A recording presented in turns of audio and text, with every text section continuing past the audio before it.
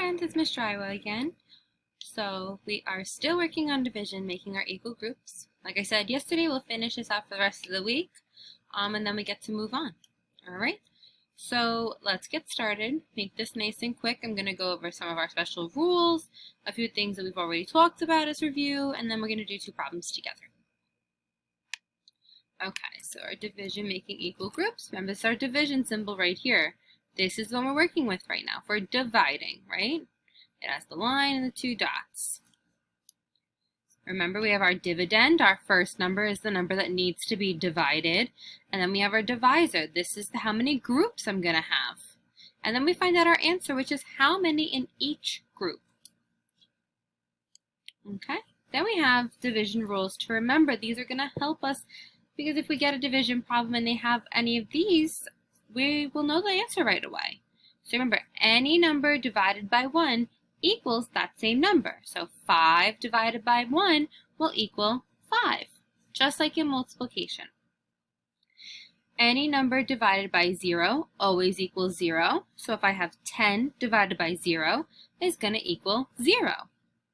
And any number divided by the same number always equals 1. So if I have 7 divided by 7, I'm going to get 1. All right, so let's do a couple problems now. So I have 4 divided by 2.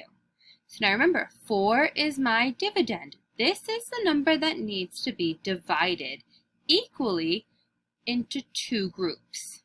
So first step is to draw my groups. So I need 2 groups. So 1, 2. Good. Now I have to go back and 4 needs to be divided equally amongst these 2 groups. So all I do is keep putting 1 in each group until I get to 4. So 1, 2, 3, 4. Easy peasy.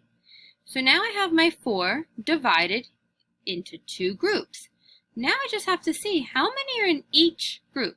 So I have 1, 2 in my first group, 1, 2 in my second group. So there are 2 in each group. So I'm going to write 2. So 4 divided by 2 equals 2. Now, my friends, if you could catch on, then so if you remember your multiplication facts, you might catch on that there is something here we should know. I had mentioned it last week a few times that division and multiplication are opposites.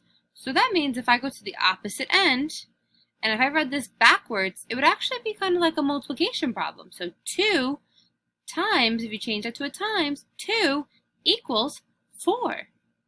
So if I know 2 times 2 equals 4, I have my 4, I have one of my 2's, I'm just missing the other 2.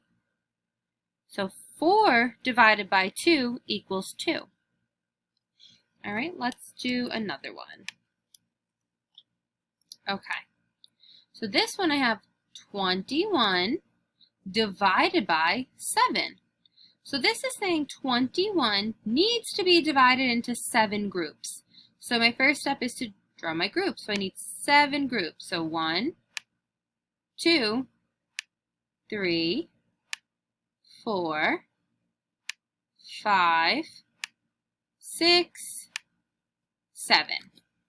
I have my 7 groups. Now I can take that 21 and divide it equally amongst all these groups. And I do that again by putting 1 in each group until I get to 21. So 1, 2, 3, 4, 5, 6, 7, 8, 9, 10, 11, 12, 13, 14, 15, 16, 17, 18, 19, 20, 21. So now I can stop because that's what number I was counting to. So now I have 21 divided equally amongst 7 groups. So now I just need to see how many I have in each group. And I have 1, 2, 3, 1, 2, 3, 1, 2, 3, 1, 2, 3, 1, 2, 3, 1, 2, 3, 1, 2, 3. So I have 3 in each group. That means there are 3 lines in every group, in each group. So that means my answer is 3.